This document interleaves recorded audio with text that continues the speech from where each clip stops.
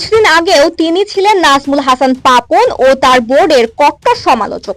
তার সমালোচনার তীরে বিদ্ধ হতেন বাংলাদেশ দলের লঙ্কান কোচ চন্ডিকা হাথুরুসিংহে সিংহে। কখনো বিসিবি সভাপতি হতে পারলে হাথুরুকে কোচের পদ থেকে সরিয়ে দেওয়ার কথা বলেছিলেন বাংলাদেশ দলের সাবেক অধিনায়ক ও নির্বাচক ফারুক আহমেদ।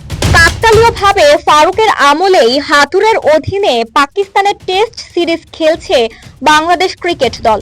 এই হাথুরের সঙ্গেই দ্বন্দ্বে জড়িয়ে জাতীয় দলের নির্বাচক থেকে সরে দাঁড়িয়েছিলেন ফারুক। এবার হাথুরের নতুন বস হয়ে কি তাকে সরিয়ে দিবেন বিসিবির নতুন সভাপতি? চন্ডিকা হাথুরুসিংহে এর ব্যাপারে আমি এক্স্যাক্টলি আসলে কন্ট্রাক্টটা জানি না। আমি কিন্তু আগে স্ট্যান্ডেই আছি যে আমার মনে হয় যে যেটা আমি বলেছি ওইটা আমি কিন্তু বের হয়ে যায় না। বাট এখন যেমন আমার অফিসিয়ালি কিছু জিনিস দেখতে হবে যে মানে কেমনে কি করা দরকার, তার চেয়ে বেটার কাউকে পাইলাম কিনা, বা তার কাছাকাছি কারো ছোটো কাউকে পেলাম না যে আমাদের জন্য বেটার সার্ভিস করতে পারবে, এটা দেখবো, তারপর কথা বলবো। সিইও আছেন আমাদের আগে যারা কাজ করেন তাদের সাথে কথা বলে নিব, তারপরে আমি স্ট্যান্ড থেকে সরিয়ে নিই আসলে।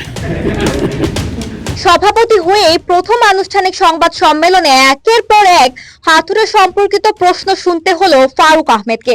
লঙ্কান কোচকে কবে বিদায় করছেন এমন প্রশ্নে বিসিবি সভাপতির জবাব, আসলে এইটা তো আজকে এই মুহূর্তে এখনই বলা difficult. Let me just sit for 2-3 days or talk to my colleagues যারা আছে আমার সাথে, যারা ভাস্টলি এক্সপিরিয়েন্স কে লাইনে। কারণ একটা কোচকে যখন আনা হয় তখন নিশ্চয়ই আরো 3-4টার শর্ট লিস্টেড থাকে, কে অ্যাভেলেবেল আছে, কে আসতে পারবে না আসতে পারবে, আদৌ আসতে পারবে কিনা, সেক্ষেত্রে আমরা ওটা চিন্তা করবো। Yeah very important. I mean local coaches মানে আমার মনে খুব ভালোভাবে আছে। দেখি এখন বাকিটা I am sure I should not B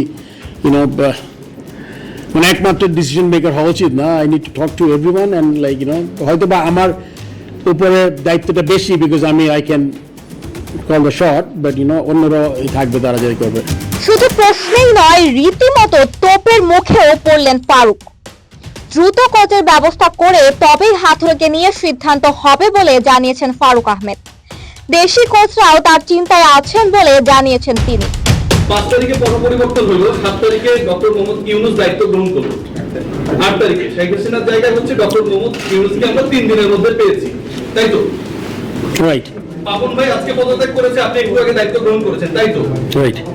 Chandika হাথুরুসিংহেকে সরানোর জন্য, তার রিপ্লেসমেন্ট পাওয়ার জন্য, যখন বাংলাদেশ ক্রিকেট বোর্ডের আমরা রিপ্লেসমেন্ট পাই, বাংলাদেশের যখন রিপ্লেসমেন্ট পাই, তখন আমরা এই চন্ডিকা হাথুরুসিংহে তার আমরা রিপ্লেসমেন্ট পাইতেছি না।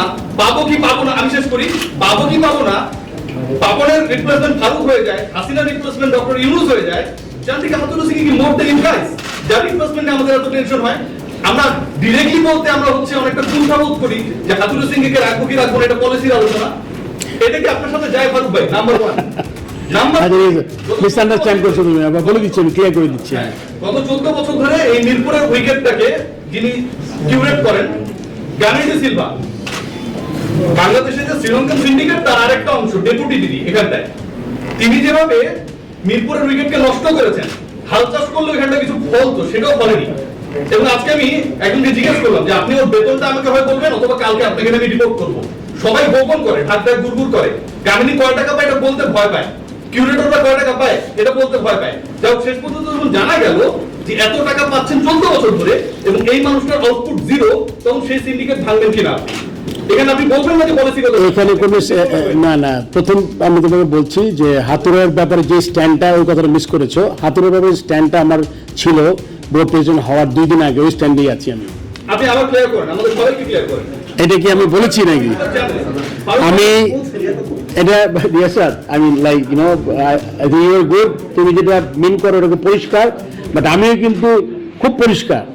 এখন আমি মনে করো যেই চেয়ারে আমি ওইখানে পয়সা করতে পারি, এটা আমি কিন্তু করতে পারবো না। I can't be that rebellion as a president of the. এটা তো আবার রাগ বিরাগের বশবর্তী হয়ে যাবে কাজটা, তাহলে কিন্তু আমার ওতটা নষ্ট হবে, ওইটা আমি করতে পারবো না। ওকে আমি যেটা বলেছি যে ও আমাকে যেটা বলেছে, এটা আমি ইন্টারভিউতে, একটা না একাধিক ইন্টারভিউতে, সেটা আমি এটাও বলেছি যে আমার টাকা লস হোক, যদি ক্রিকেট লস না হোক, সো এটা আমি বলেছি। So it's like you can rest assured that what I said. আর সিন্ডিকেটের ব্যাপারে এই ধরনের কাজ আমি যে কথা চেষ্টা করব, ইট উইল নট হ্যাপেন। চেষ্টা করবো আমি। I think he left the country. Is he around? আমি জানি না।